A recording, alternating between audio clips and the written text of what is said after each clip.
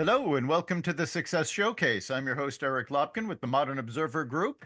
And with me, as always, is Chip Janiszewski from the Happiness and Success GPS. Chip, how you doing this week? I'm doing great. How about you, Eric? Doing fantastic. We have summertime here today. It's been a little bit cool recently, but today it's in the 70s and it's supposed to get into the 80s and the 90s maybe this week. And so we actually have perfect guests to celebrate summer coming.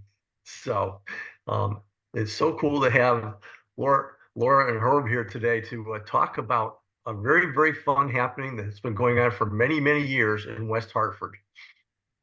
All right. Well, with that, Laura, why don't you tell us a little bit about yourself and Capital Classics? Well, thank you for having us. I am Laura Sheehan. I'm the co-founder of Capital Classics Theater Company, along with Jeffrey Sheehan, and also here is our board president, Herb Emanuelson, who's been with us for many years.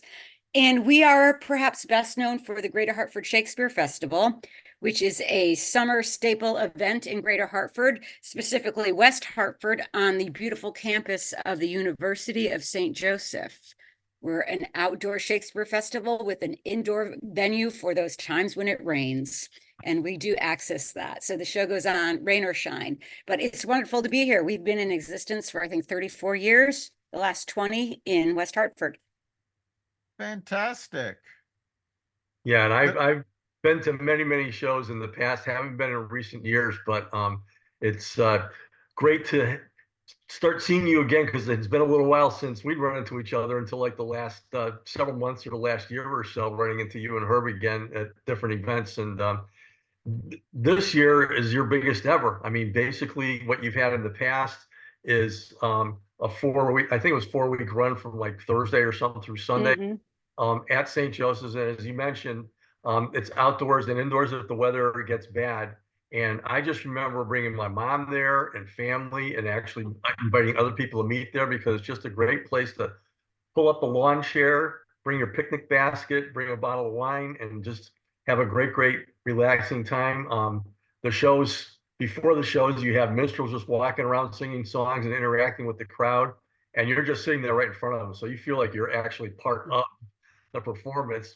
But this year you have two of them going on, so it's fantastic to see the growth. And what I'm hoping to do is get a gang of people to come this year too. So tell us about the show dates and what you're doing this year, and it's maybe how people can get involved sponsoring and that kind of thing too. So Yes, I'll start, Yeah, but then Herb, absolutely. you jump in. We are doing a 2-show season, a true festival season, and that really came because our audience since COVID, interestingly enough, has grown so much that we've exceeded even the outdoor space. And so we are doing 2 shows for a total of 20 performances, 10 each. We're doing Hamlet and The Taming of the Shrew. So a little bit of everything in that mix. And they'll be running from July 10th through August 4th.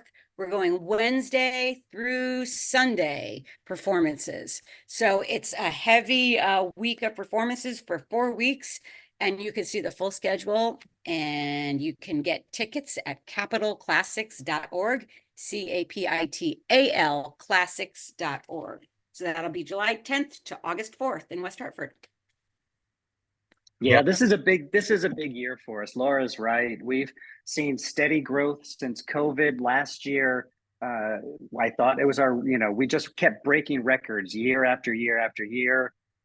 We had over 450 people coming to one of the performances last year, and then it was a record-breaking year for us. So we have taken the steps to try to accommodate continued growth. We've added Wednesdays. We've added a 4th week. And because of a bigger audience, they have to fit further and further away from the stage. So this year, we're actually adding microphones and sound amplifications in a very tasteful way. So you still feel intimate and close to the stage and close to the cast. But we are adding microphones to help for folks who are sitting in the balcony, as we call it, which is really just deeper back on the lawn. Mm-hmm. So what do you attribute this growth to? I think a renewed interest in classical theater and celebratory theater that also connects to the world. It's like a new discovery for a lot of people to go and see something like Hamlet or The Taming of the Shrew, and take the latter, for example. It's going to resonate with the audience, because here we have a world in which the women are bought and sold, they're a commodity, but it's a funny comedy and everything's just supposed to be funny. And then at the end, you think she's winning and she kind of breaks through and finds love and happiness. And then she totally commits to being objectified and being subservient to her husband. At least that's what the language tells us. So to me, what does that do to a modern audience? Well, it's all fun and games until that last minute. It's a little jarring. Wait, how do we treat women in our society? How far from this are we? And so Shakespeare is that mirror. And I think people enjoy the rollicking nature, enjoy being outdoors, because it is an event. And I think the growth has come from 34 years of doing it. We hear many stories like what Chip shared of coming with relatives, or we'll have young adults now say, I started to come with you when I was a kid and now I'm back. And so it's grown over time. And we do keep all Connecticut performers and artists. So we're really focused on keeping Connecticut's talent in Connecticut. Everybody's paid, everybody's a trained professional or a student in a training program going into a professional theater career. So it really is buy-in for Connecticut, I think. And mostly, to me, if I had to say one thing, it's being outside and being able to do something fun and That's being what I was under going to those jump on, stars. Yeah. Laura. I was going to jump on that too. I read an article, and it was in the New York Times, and talking about are people going back to the theater, yes or no? And what they're saying is that if I'm going to leave my couch and my beautiful flat screen TV, you got to make it an experience. And that's something that we do. It's outdoors under the stars. You have the moon coming up and the birds chirping and the crickets start and the lights under the trees start to glow. It's just magical. You're there with family and friends and a picnic dinner, and it is truly an experience. And that's something that is unique to what we do. I love going to theater in a theater space, but there's nothing like being outside. And I think that's something that has helped our numbers. And if I could add one more thing, it's because we're really good at doing Shakespeare and having people understand it. And that isn't something I say frivolously, but it's something that comes out of years of developing expertise in this. And I could talk forever about how we do it, but the outcome is, a lot of people ask us, is that really his language? Did you change it? No, we trim it, but it is his language. We just act it in a particular way. We act it with the clarity. We work to find the operative words, and we have big physical space to perform in. We also put a synopsis in the program, scene by scene, just a sentence or two of what the action is, and people can just relax, let it roll over you, and you're gonna be surprised at what you understand. Children have been particularly good at understanding it, so I think that's a big piece. Well, Yeah, I agree. Let's talk a little more about that, because we've all had the experience going back to high school, reading Shakespeare, which we know is not how it's supposed to be experienced. So how do you make it accessible to a modern audience?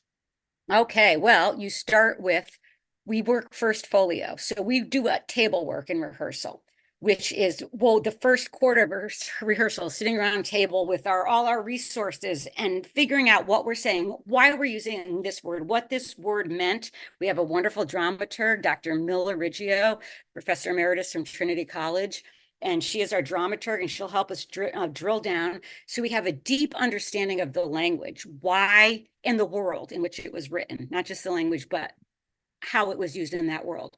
First folio gives us additional clues for acting, much like the musical score. First folio has the original punctuation. A semicolon will mean something different than a colon. Certain words capitalized, where to breathe, much like a musical score does.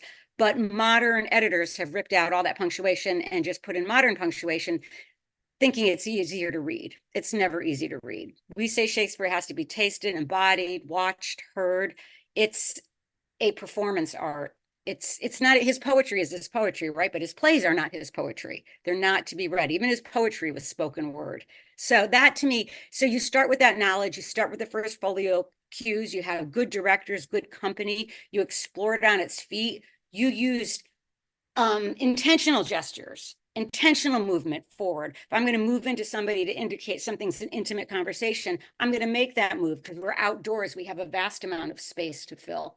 So that together, and then by doing that text work, you really do drill within the convoluted phrasing what the operative words are.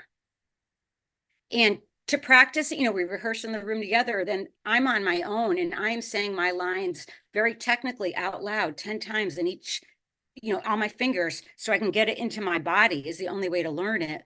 And then to explore what comes naturally, what should be emphasized. So there's a lot that goes into it, but year by year by year, and with working with other experts, we've cultivated to where we are. Yeah, you talked about you have professional Connecticut-based actors and everybody who's running the show on the side. You have a very diversified group of actors and actresses. Yeah. They are amazing, amazing people. And I really can't explain how beautiful it is to sit out there because you have the auditorium on the one side, you have buildings on the other side. You're sitting on a beautiful lawn that's closed. It's away from anything else that's going on campus. And you can just enjoy, the sunshine and so on and so forth. Bring sunscreen if it's during an afternoon matinee performance. That's right. We actually on do a have Sunday. sunscreen and bug spray at the table if you need it. Yeah. We've thought of everything. Yeah. I mean, when you're sitting there in the audience, you have people, because you are outside, entering from all over the place. You don't know if somebody's going to come from behind you or from behind the stage or from the left or the right and so on and so forth. So you really are part of the action in a lot of different ways there. So And I think that feels good because it's so important. And that takes us back to Shakespeare's roots. There really wasn't a lot of separation. There were if you were the upper crust, right? If you were in the royalty boxes, but the groundlings, even coming into towns and dropping the wagon and performing on the earth. This is theater is really all you need is, the story, one player and one spectator. So the audience is a big third of what we do and what we need. So we sense them and we like to have you in proximity. It makes it more real for us. Yeah, I remember when we did Richard III, when they finally killed him at the end, the audience just erupted in this cathartic purging of happiness that he was dead. And, they just cheered and cheered. but he made it back for the next show. He made it back for a curtain call even sooner. Yeah. Yeah, and one thing we do invest in is diversified casting, culturally, gender, even cross-gendering certain characters when they work, and taking some freedom in that regard because we want the world on the stage to really look like the people we're performing for, our community. So we work hard to diversify the casting and bring, equality and diversity to our stories, even within taking creative license within a family, even.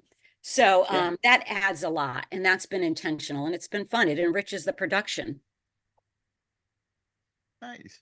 So, yeah, you obviously do a lot to bring the audience into the production itself. Again, over the years, so many people have lost the idea that Shakespeare was originally meant for the common audience. It wasn't for the upper crust. And so you're really trying to bring that back. Yeah, and show the relevance in these stories. It just reminded me, my youngest son is teaching school in Brooklyn, and he had to show his fourth graders who were left behind in a punishment from a field trip.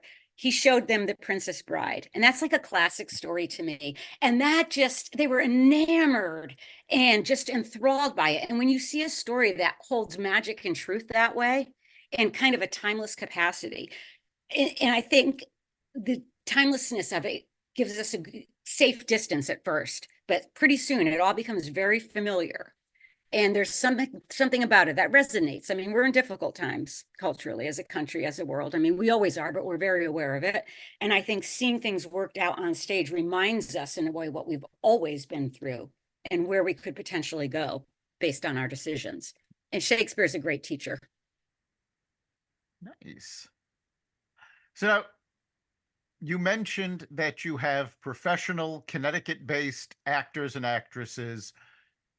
Do you have actors and actresses that come back year after year? Is it a different set of actors each time? It's a bit of a mix, mostly returning. We used to have, 10 years ago, a core ensemble, many of whom have aged out. And I'm on the end cusp of that, you get tired. And then many of the students from the University of Hartford or UConn or Housatonic Community College in Bridgeport, we get a lot of students we work with. So they go on in their lives. They move to New York. We stay in touch. Yep. We see some on TV, which is really a lot of fun. But we do have a core ensemble here. For example, our Hamlet is Mauricio Miranda. He is an equity actor. We worked with him before he was equity. He was Benedict and Our Much Ado About Nothing, and he is fabulous. Since then, he's been at Hartford Stage and Elm Shakespeare and all over the place. And we were very happy to secure him as Hamlet and give him an equity contract. So that's one nice piece. But a lot of actors return. Some come in and out over the years. Nice. So you're really providing a launching pad almost for local actors and actors who may not be local but are going to local universities. Yes, and that's been Yes. really rewarding. Yeah, I think we really provide a family experience, not only to the audience, but we have actors who return year after year because they love working with Jeff and Laura. They love the artists who support them, the board, the community that supports them. They're happy to come back year after year. They love West Hartford, and Hartford certainly, there's something about the greater Hartford community has a passion for Shakespeare. We've been doing it for over 30 years, but you look at some of the tremendous productions at Hartford Stage, the Hartford loves Shakespeare, and we're happy to help feed that addiction this year with two plays, Hamlet and Taming of the Shrew. So after so many years, do you have a favorite production? It's always the one we're just about to do. Good answer. Because I get like this point of year, we start rehearsals June 1st, and we have an intense rehearsal schedule this year for the two shows. We're doing them simultaneously. And so I'm working with my scripts, and right now they're my favorite shows in the whole wide world ever. Looking back, I have favorite roles, favorite experiences. I really loved Othello. I loved when we did Othello. I always loved the Scottish play. I would say that's I love watching the plays. Certainly, I've been a fan for over 30 years and on the board for, it's got to be like 20. At this point in my relationship with Capitol Classics, I love to watch the audience too. I love to see, a mother and their son or daughter curled up watching it. You see couples with their arms around each other watching it. You see families, full families. You've got seniors. You've got folks with a Tanglewoods picnic and a candelabra to someone who grabbed some food at Whole Foods and ran over. So it's really neat to see young kids jump to their feet or want to see the castle or see Romeo's sword after the play, or cry at the death of one of the characters. It's pretty neat to watch. It's pretty neat to watch the audience. Mm-hmm. Yeah, I think you were asked earlier as far as why things have grown. I think obviously there's a big cry for people just to get out away from the COVID mess that we went through, away from what's going on in the world. I mean, just picture if you could just getting together with 5 or 10 of your favorite people and just escaping for 3 hours and sitting out in a beautiful setting with a whole bunch of other people that are doing the same thing as you and just forgetting about the world for a while and slowing things down and going back to stuff that's been entertaining us for hundreds of years. It's just an amazing thing. And I would imagine that you probably, as you've gotten more popular and been around for a while, are drawing people from outside areas.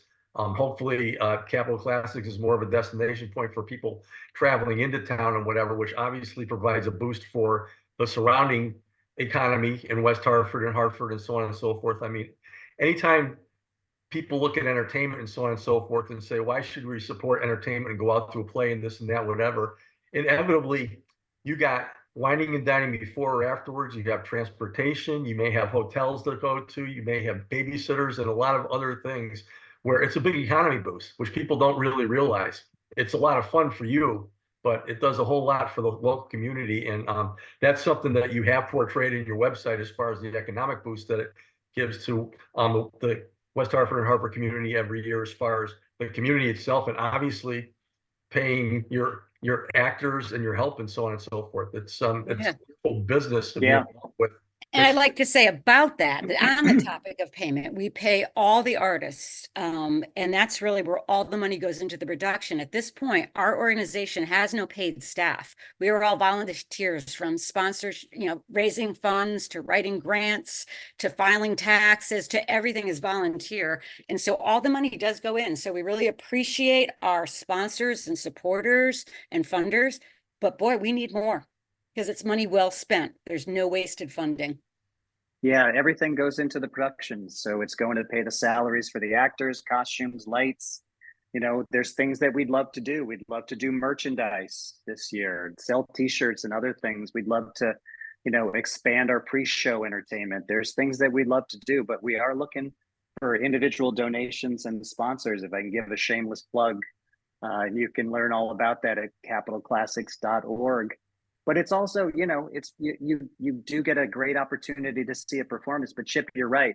Our economic impact on that greater Hartford community, we calculated it over $250,000 a year.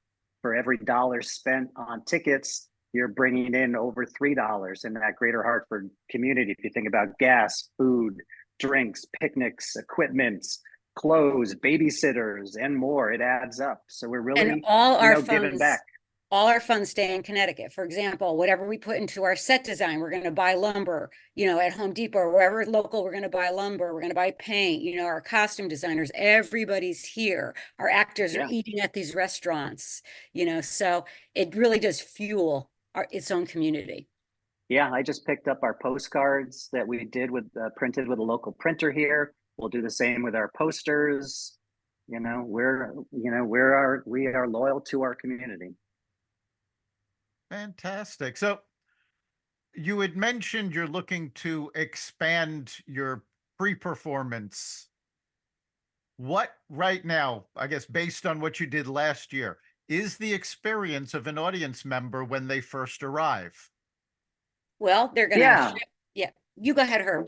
Okay, I've been part of a lot of committee meetings, so I can say the first thing when you get there is that you're gonna have everything that you need to know from our website. You go to St. Joseph, you have a well-lit free parking lot that is an easy walk, or you can drop off your picnic baskets and right next to the area where outdoors is held.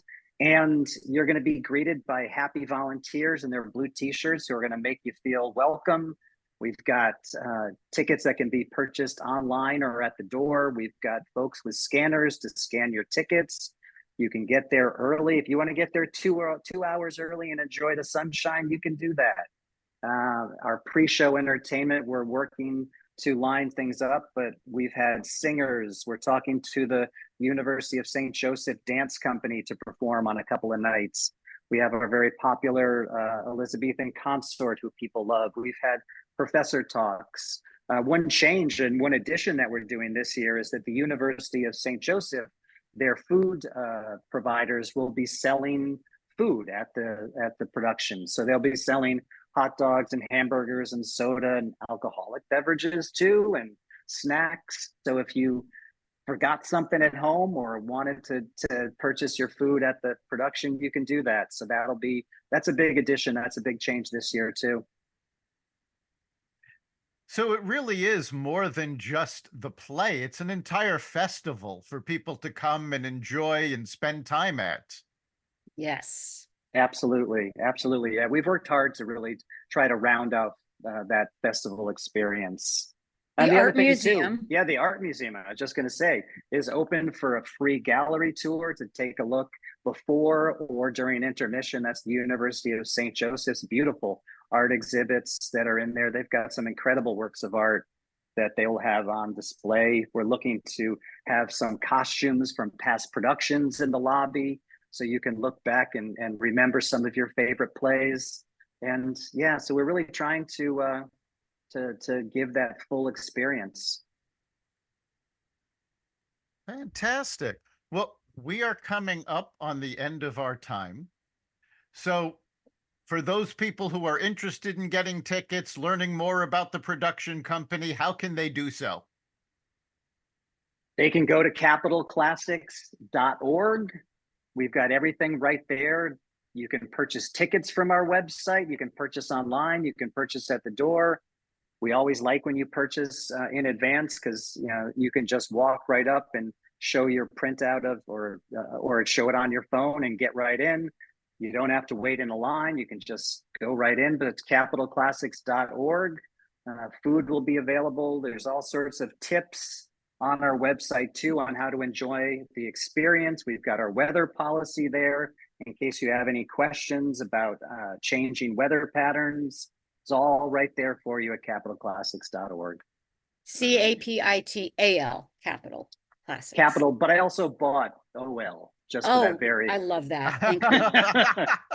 Thank you. Just in case. Brilliant. Just in case. All right. So, Chip, what do you think is the big takeaway for this week? Yeah, nothing like a mistake-proof domain, Herb. That's good. Spread the word. Show up. I mean, festival is a perfect way to put this. All summer long, we have a festival going on right here in West Hartford, Connecticut. And again, the grounds are beautiful. The experience itself is beautiful. You are right in the middle of things. And I really highly, highly recommend going and exploring the website. And I'm sure that you field any questions and so on and so forth that people want. But I would check it out. If you have people coming in from out of town this summer out there and you're listening, plan to go there on a weeknight or on a Saturday or Sunday and just have a wonderful time. I guarantee that whoever comes out here is going to want to keep going back year after year. Guarantee it. Excellent. Yeah, I think for me, the big takeaway is forget about what you learned about Shakespeare in high school class. This is Shakespeare the way it was meant to be experienced.